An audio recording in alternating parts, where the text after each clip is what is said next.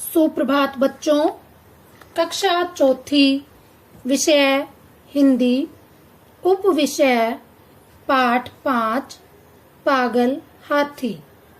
पुस्तक का नाम नई गुलमोहर हिंदी पाठ्य पुस्तक। व्याख्यान 2।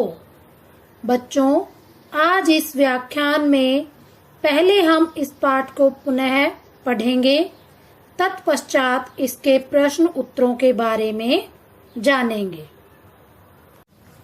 मोती हाथी राजा साहब की खास सवारी था। वैसे तो वह बहुत सीधा और समझदार था,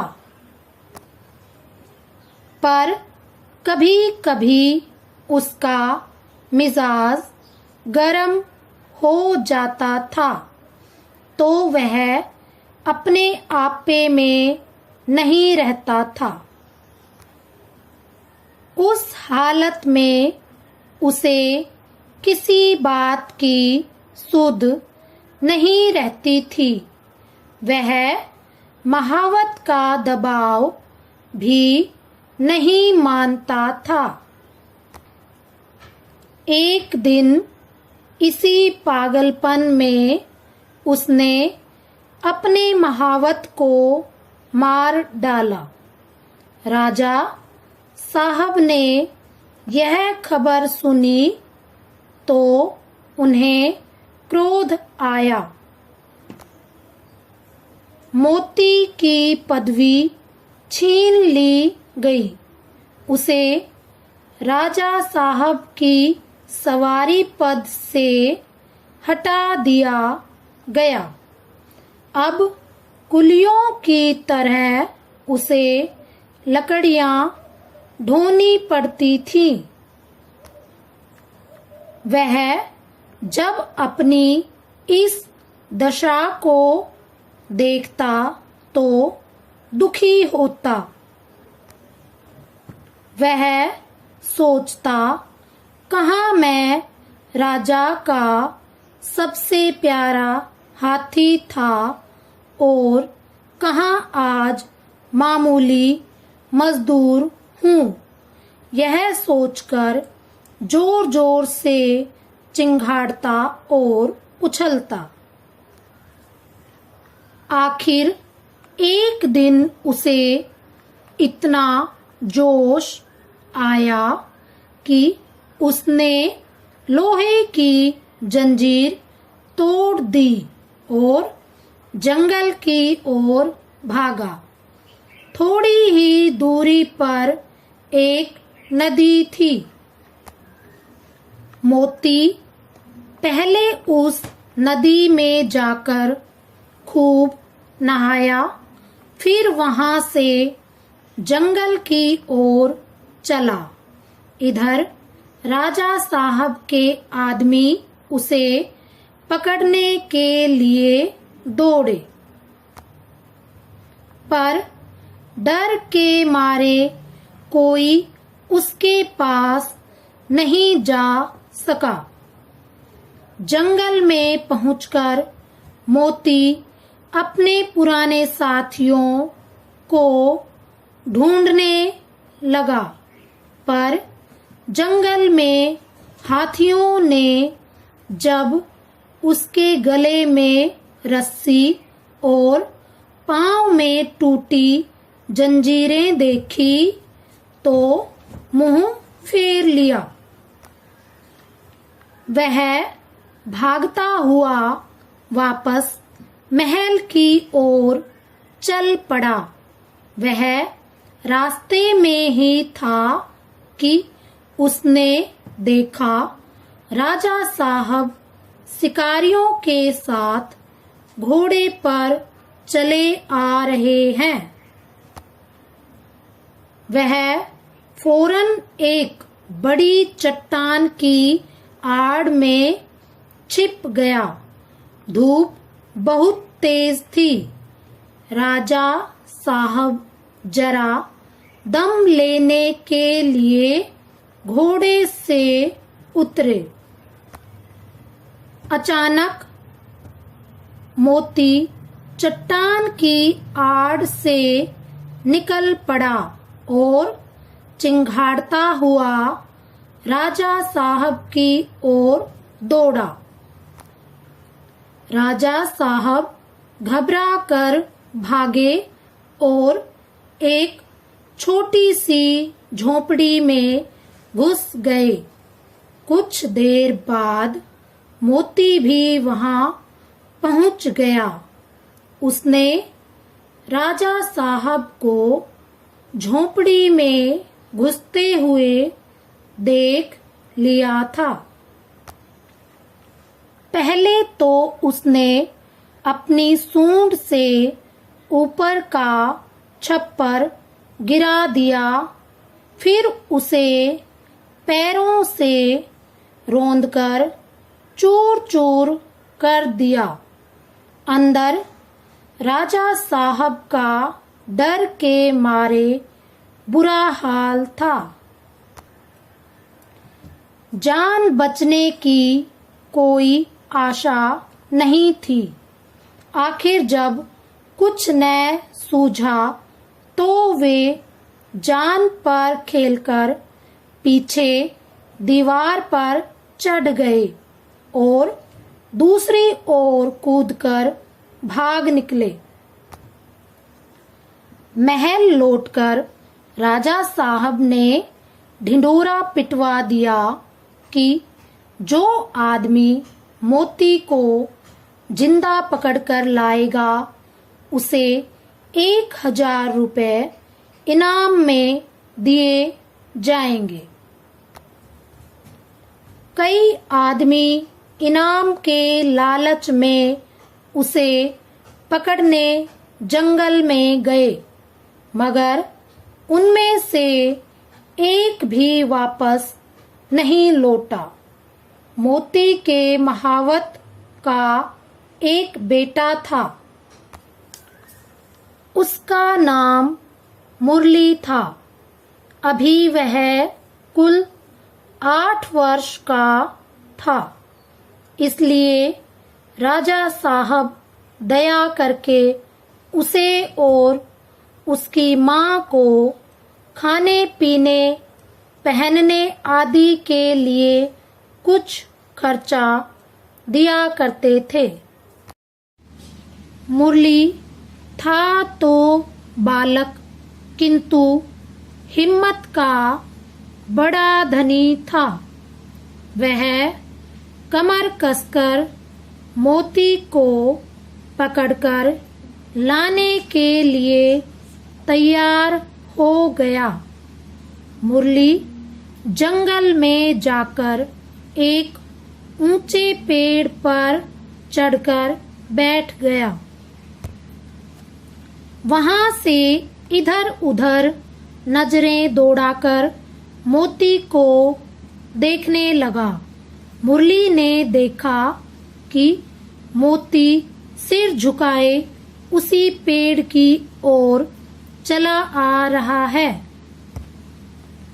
जैसे ही मोती पेड़ के नीचे आया, मुरली ने पेड़ के ऊपर से पुकारा, मोती।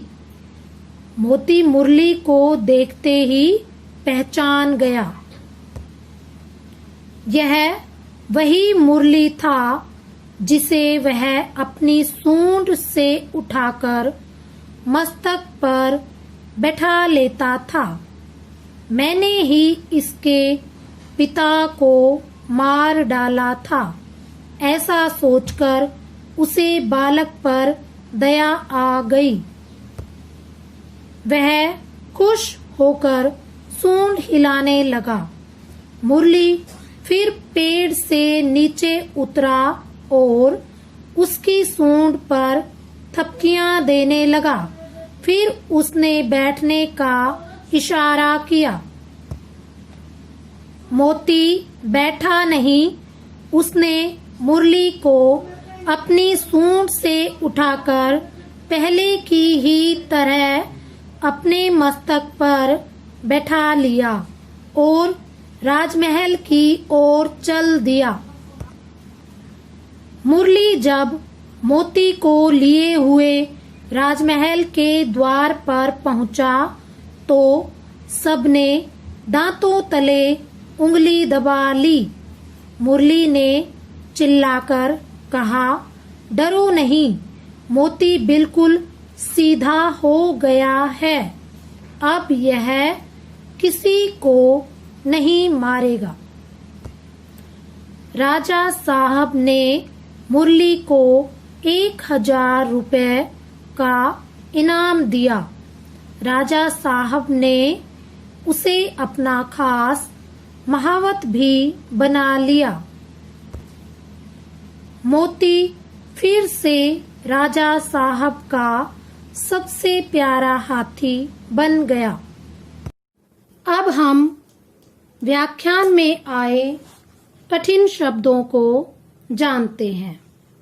नंबर 1 क्रोध, नंबर 2 मामूली, नंबर 3 चिंगाड़ता, नंबर 4 ढूंढना, नंबर 5 पाँव, नंबर 6 चट्टान, नंबर 7 सूंड, नंबर 8 रोंदना, नंबर 9 उंगली, नंबर 10 रुपये।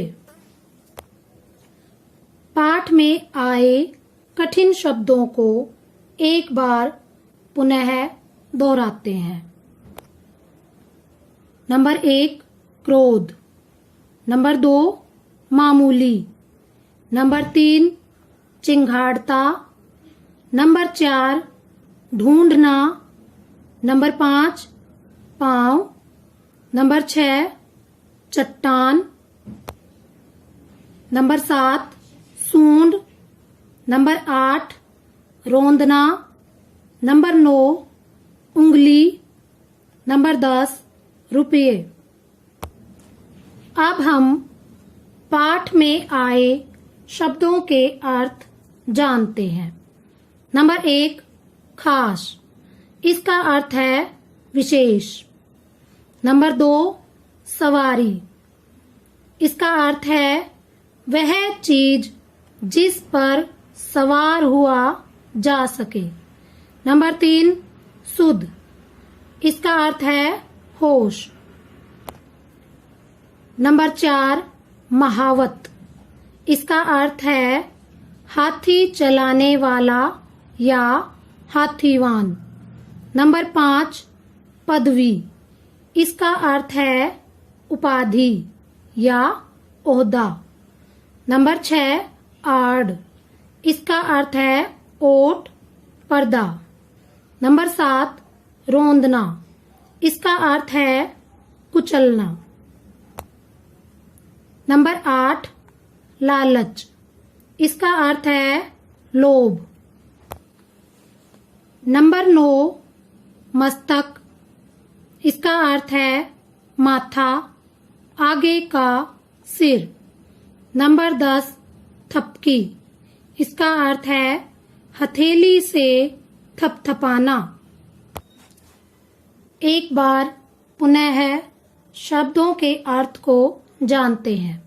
नंबर 1 खास, इसका अर्थ है विशेष। नंबर 2 सवारी, इसका अर्थ है वह चीज जिस पर सवार हुआ जा सके। नंबर 3 सुध, इसका अर्थ है होश। नंबर 4 महावत, इसका अर्थ है हाथी चलाने वाला या हाथीवान। नंबर 5 पदवी, इसका अर्थ है उपाधि या ओहदा। नंबर 6 आड़, इसका अर्थ है ओट या पर्दा। नंबर 7 रोंदना, इसका अर्थ है कुचलना। नंबर 8 लालच, इसका अर्थ है लोभ। नंबर 9 मस्तक, इसका अर्थ है माथा या आगे का सिर। नंबर 10 थपकी, इसका अर्थ है हथेली से थपथपाना।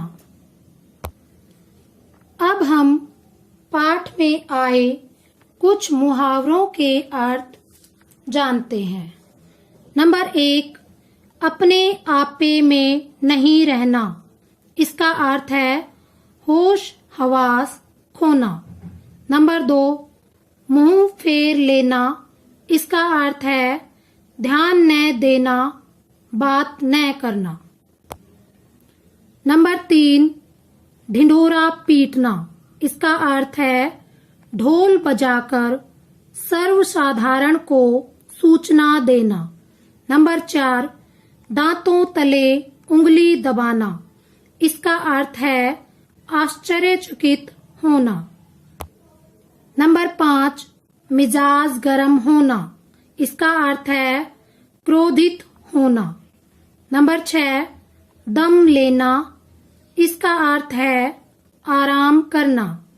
नंबर 7, कमर कसना। इसका अर्थ है किसी काम के लिए तैयार होना। नंबर 1, सही उत्तर के सामने सही लगाइए। क, राजा ने मोती को पकड़ने वाले को कितने रुपए इनाम देने की घोषणा की थी? विकल्प हैं नंबर 1, 1000 रुपए। नंबर 2, 2000 रुपए। नंबर 3, 3000 रुपए। नंबर 4, 4000 रुपए। सही उत्तर है विकल्प 1, 1000 रुपए। यहाँ पर सही का निशान लगाएंगे। ख, जंगल में पहुंचकर मोती किसे ढूंढने लगा? उत्तर नंबर 1 विकल्प राजा को। नंबर 2, पुराने साथियों को। नंबर 3, शिकारियों को। नंबर 4, मुरली को। सही विकल्प है नंबर 2, पुराने साथियों को। यहाँ पर सही का निशान लगाएंगे। नंबर 2, दिए गए वाक्यों के सामने हाँ या नहीं लिखिए। क, मोती हाथी राजा साहब की खास सवारी था। हाँ, मोती हाथी राजा साहब की खास सवारी था। ख, मोती ने मुरली को मार दिया था। नहीं, मोती ने मुरली को नहीं मारा था। ग, मोती को जिंदा पकड़ने पर 1,00,000 रुपए का इनाम रखा गया। नहीं, मोती को जिंदा पकड़ने के लिए 1,00,000 रुपए का इनाम नहीं रखा था। घ, मुरली 8 वर्ष का बालक था। हाँ, मुरली 8 वर्ष का बालक था। अंग, मुरली को 1000 रुपए का इनाम दिया गया। हाँ, मुरली को 1000 रुपए का इनाम दिया गया था। प्रश्न 3, निम्नलिखित प्रश्नों के उत्तर लिखिए। क, मोती ने पागलपन में क्या किया? उत्तर है मोती ने पागलपन में अपने महावत को मार डाला। ख, मोती अपनी दशा देखकर दुखी क्यों हुआ? उत्तर, मोती अपनी दशा देखकर दुखी हुआ क्योंकि उसकी पदवी छीन ली गई थी और उसे कुलियों की तरह लकड़ियां ढोनी पड़ती थी। प्रश्न ग, राजा साहब ने ढिंढोरा पिटवाकर क्या करने को कहा? उत्तर, राजा साहब ने ढिंढोरा पिटवाकर कहा कि जो आदमी मोती को जिंदा पकड़कर लाएगा उसे 1000 रुपए इनाम में दिए जाएंगे। घ, मोती वापस महल में कैसे आया? उत्तर, मुरली ने अपने स्नेह से मोती को सुधारा और उसे महल में वापस लाया। प्रश्न 4, पाठांश को ध्यानपूर्वक पढ़िए और नीचे दिए गए प्रश्नों के उत्तर दीजिए। जंगल में पहुंचकर मोती अपने पुराने साथियों को ढूंढने लगा, पर जंगल में हाथियों ने जब उसके गले में रस्सी, पांव में टूटी जंजीरें देखी तो मुंह फेर लिया। वह भागता हुआ वापस महल की ओर चल पड़ा। वह रास्ते में ही था कि उसने देखा राजा साहब शिकारियों के साथ घोड़े पर चले आ रहे हैं। वह फौरन चट्टान की आड़ में छिप गया। धूप बहुत तेज थी। राजा साहब जरा दम लेने के लिए घोड़े से उतरे।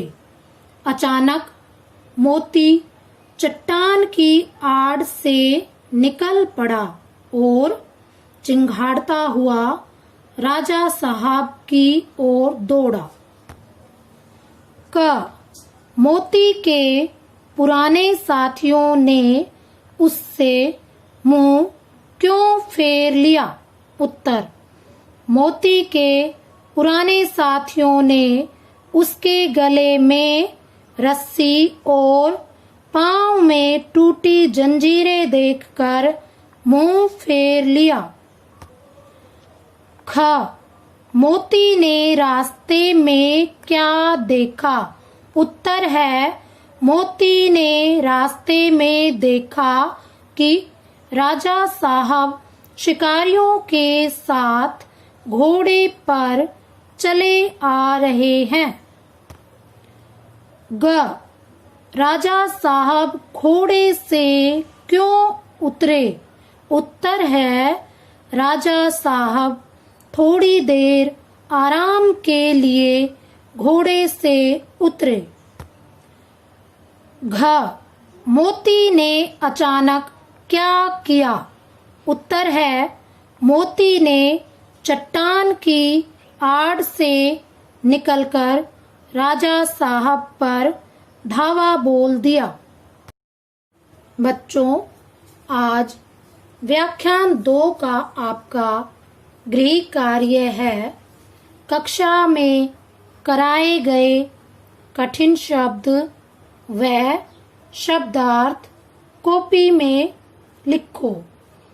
आपको कठिन शब्द और शब्दार्थ सुंदर लेख में लिखने हैं। अब हम व्याख्यान 1 में दिए गए गृह कार्य का हल जानते हैं। उम्मीद है आप सभी ने गृह कार्य कर लिया होगा। प्रश्न 1, राजा मोती पर क्यों क्रोधित हुए? उत्तर है, क्योंकि उसने अपने महावत को मार डाला था। प्रश्न 2, मोती को लकड़ियां क्यों ढोनी पड़ी? उत्तर है, अपने महावत को मारने के दंड स्वरूप मोती को लकड़ियां ढोनी पड़ी। प्रश्न 3, मोती ने किसे मार डालने की कोशिश की? उत्तर, मोती ने राजा को मार डालने की कोशिश की।